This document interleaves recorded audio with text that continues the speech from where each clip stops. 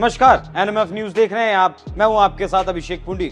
साल 1947 में धर्म के नाम पर पाकिस्तान अलग देश बना था। उसी वक्त पाकिस्तान ने भारत को अपना दुश्मन मान लिया। कई बार कोशिश की गई कि रिश्तों को सुधारा जाए, लेकिन ऐसा नहीं हो सका। पूर्व पीएम अटल बिहारी वाजपेयी ने पाकिस्तान के पीएम जनरल परवेज मुशर्रफ के साथ मिलकर दोनों देशों के बीच तनाव खत्म करने की भरपूर कोशिशें की। बदले में भारत को कारगिल का तोहफा दिया पाकिस्तान ने। जब पीएम मोदी ने अपने शपथ ग्रहण समारोह में पाकिस्तान के प्रधानमंत्री को न्योता भेजा था, तो पाकिस्तान ने बदले में पुलवामा और उरी हमला भारत को दिया। कुल मिलाकर जब जब भारत ने दोस्ती का हाथ आगे बढ़ाया, तब तब पाकिस्तान ने भारत को धोखा देने का काम किया। लेकिन भारत को अब समझ आ गया है कि ऐसे देश से दोस्ती और ईमानदारी की उम्मीद करना बिल्कुल गलत है, जो गद्दारों की फौज जमा किए बैठा है, जिसके यहाँ शांति का जवाब बम से दिया जाता हो। भले ऐसे देश में से भारत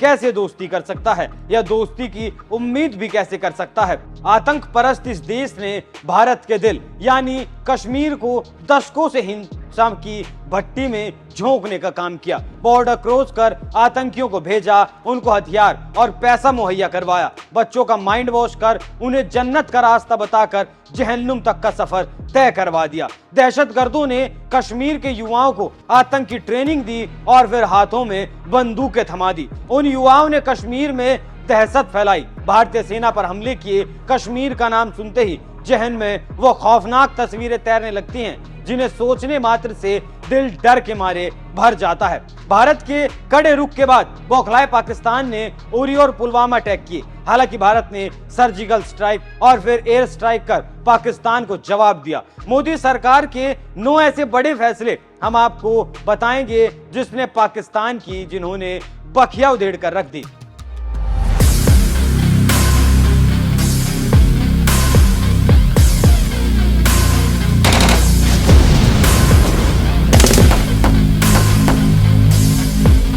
आप सभी को सर्जिकल स्ट्राइक तो याद ही होगी। जितनी ये सर्जिकल स्ट्राइक भारतीयों के लिए गौरव से भरी थी, उतनी ये स्ट्राइक पाकिस्तान के लिए एक सबक भरी स्ट्राइक थी।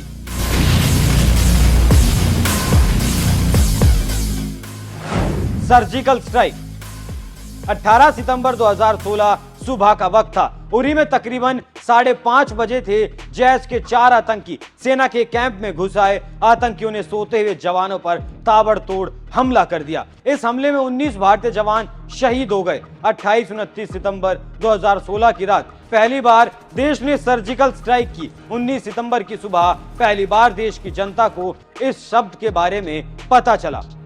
पूरे देश ने सेना का ये शौर्य देखा था। हालांकि विपक्ष ने इस पर भी खूब राजनीति की, लेकिन प्रधानमंत्री नरेंद्र मोदी ने साबित कर दिया था कि ये नया भारत है जो घर में घुसकर आतंकियों का खात्मा कर रहा है। इसके बाद पाकिस्तान को भारत ने एक और सबक सिखाया। बालाकोट एयर स्ट्राइक 14 फरवरी साल 2019 में पुलवामा पर हमला हुआ। इसके बाद पीएम मोदी ने बड़ा एक्शन लिया। भारत ने पाकिस्तान पर सर्जिकल स्ट्राइक की। आधी रात को स्पेशल कमांडो ने पाकिस्तान में घुसकर आतंकी लॉन्च पैड ध्वस्त कर दिए। पाकिस्तान जब तक कुछ समझ पाता, तब तक तो कमांडो अपने देश वापस लौट आए थे। मोदी सरकार के आने के बाद पाकिस्तान को इतना तो समझ आ ही गया कि अगर अब भारत की तरफ वो आंख उठाकर या आंख तरेर कर देखेगा, तो उसे हर मोर्चे पर मुंह की खानी पड़ेगी। भारत ने पाकिस्तान को वैश्विक मंच पर भी जमकर लताड़ा है। कूटनीतिक तौर पर पाकिस्तान को पछाड़ा। कूटनीतिक तौर पर पाकिस्तान को अलग थलग करने का काम भारत के विदेश मंत्रालय ने रखा।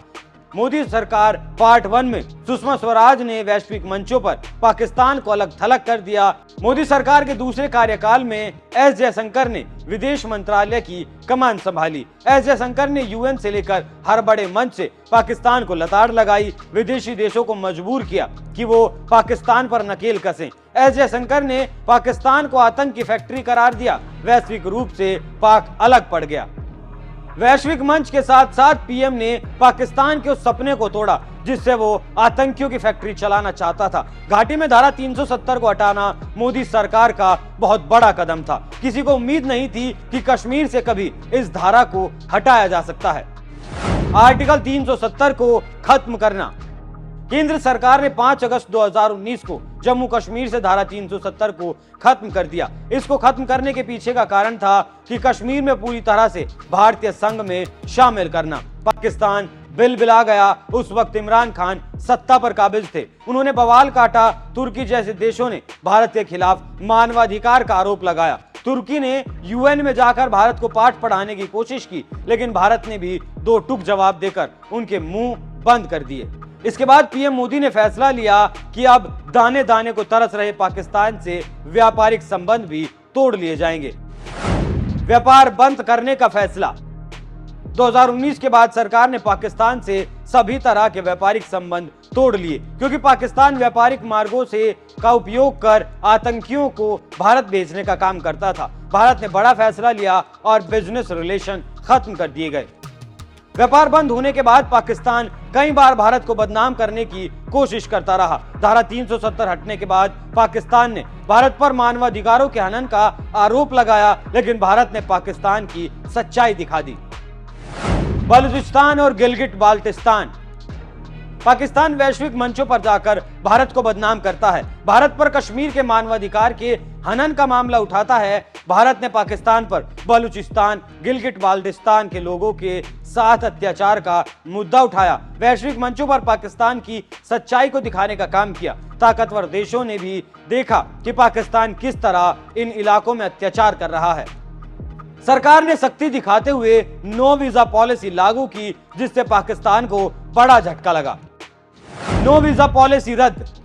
सरकार ने नो वीजा पॉलिसी को 2019 में रद्द कर दिया। पहले भारत के कुछ शहरों में आने के लिए वीजा की आवश्यकता नहीं होती थी, लेकिन सरकार ने इसे तत्काल रोक दिया। भारत ने अन्य वीजा नियमों को भी काफी सख्त कर दिया। भारत ने पाकिस्तान को हर वैश्विक मंच पर सच का आईना दिखाने का काम किया है। शार्क शिखर सम्मेलन में मोदी सरकार ने हिस्सा लेने से कर दिया मना। सार्क शिखर सम्मेलन का बॉयकॉट। मोदी सरकार ने दक्षिण एशियाई क्षेत्रीय सहयोग संगठन शिखर सम्मेलन में भाग लेने से साफ इनकार कर दिया। इस सम्मेलन का आयोजन पाकिस्तान ही कर रहा था। भारत ने शार्क देशों को मैसेज दिया कि आतंकवाद और बातचीत एक साथ नहीं चल सकती। इसके बाद पीएम मोदी ने पाकिस्तान से मोस्ट फेवरेट नेशन का दर्जा छीन लिया। एमएफएन का दर्जा वापस लेना। पाकिस्तान को भारत ने एमएफएन का दर्जा दिया था। इसके पीछे सरकार का उद्देश्य पाकिस्तान पर आर्थिक दबाव डालना था। इसी दोनों देशों के व्यापारिक संबंध खत्म हो गए। इससे पाकिस्तान को बड़ा नुकसान हुआ।